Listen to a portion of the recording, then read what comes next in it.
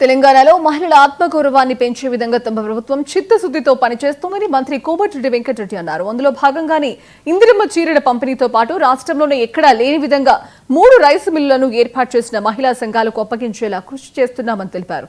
నల్గొండ జిల్లాలో కలెక్టర్ ఇలా త్రిపాఠితో కలిసి ఆయన ఇందిరమ్మ చీరల పంపిణీ కార్యక్రమాన్ని ప్రారంభించారు.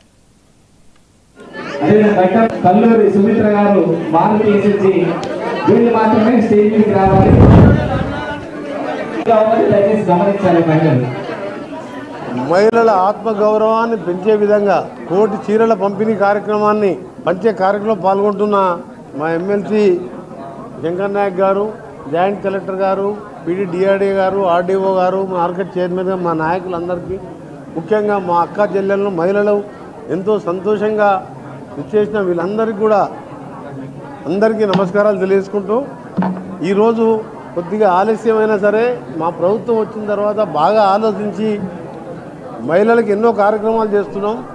ఈ చీరల పంపిణీ కార్యక్రమంలో వాళ్ళ ఆత్మగౌరవం పెంచే విధంగా ఉండాలని బాగా ఆలోచించి ఆ డిజైన్స్తో పాటు 2 డిజైన్స్ సెలెక్ట్ చేసి కొంచెం ఆలస్యమైన ఈరోజు మొదటి దశలో 1 కోటి చీరలకు గాను 65 లక్షల చీరలు రావడం జరిగింది. గత చీరలతో, బతుకమ్మ చీరలతో దీన్ని కంపేర్ చేసేది కాదు. ఇది సొంతం.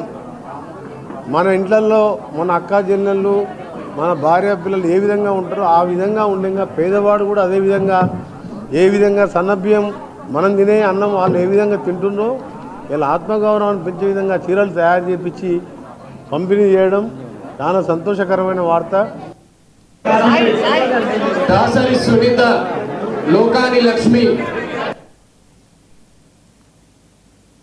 రాజధానిలోని సిఆర్టీఏ కార్యాలయంలో త్రిసభ్య కమిటీ భేటీ అయింది.